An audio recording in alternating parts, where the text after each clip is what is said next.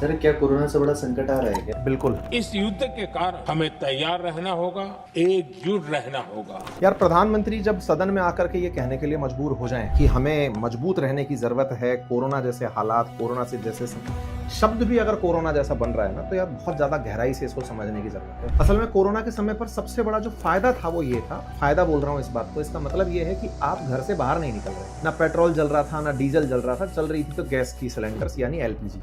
अब सवाल को इस तरह से जोड़ो कि जब कोरोना काल के अंदर एलपीजी की ही जरूरत थी, पेट्रोल डीजल की नहीं थी, तब भी दुनिया भर की इकोनॉमी पर बुरा असर था, क्योंकि ट्रेड्स पर कहीं ना कहीं मार लग रही थी, देश एक दूसरे के साथ व्यापार नहीं कर पा रहे थे। अब क्या हो रहा है, स्ट्रेट ऑफ हॉर्मुज जो कि दुनिया का 20% ऑयल सप्लाई करता है, भारत की आवश्यकता का लगभग 45% जो सप्लाई करता है, जहां से एलएनजी आती है, पीएनजी आती है, इन सबको अगर हम मिलाकर देखें तो निश्चित ही अगर ये वॉर खिंचता है, और प्रधानमंत्री बोल रहे हैं, इसका मतलब है कि उनके पास अंदर की रिपोर्ट यही है कि स्थिति सामान्य होती है, उनको खुद नोटिस नहीं हो रही है। ठीक है, हो जाएगी, लेकिन लंबे समय में होगी, और इसका मतलब है कि बहुत लंबे तरह से असर डालेगी, ना केवल सप्लाई साइड में बल्कि डिमांड साइड में भी, क्योंकि डिमांड तो वहीं की वहीं खड़ी है। आपको गाड़ी चलानी है, खेत चलाने हैं, ऑफिसेज चलाने हैं, व्यवसाय चलाने हैं, लेकिन डिमांड की जगह सप्लाई बाधित हो रही है। आज प्रधानमंत्री भले ही ये कह रहे हो कि हमारे पास 53 लाख मेट्रिक टन तेल का रिजर्व है, लेकिन सही मायने में 3.5 लाख मेट्रिक टन जो है हमारी रोज की आवश्यकता है। ऐसे में हमारे पास सरकारी रूप से तो 12 दिन का ही तेल बचा है।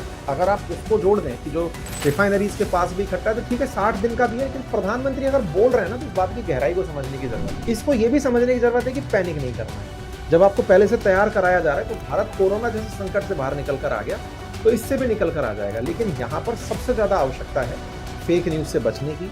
देश के अंदर संघर्ष की स्थिति केवल आपके लिए नहीं, पूरी दुनिया के लिए है। तो ऐसे में फिर आपको भी साथ रहते हुए आगे बढ़ना चाहिए। चलिए प्रिपेयर रहते हैं।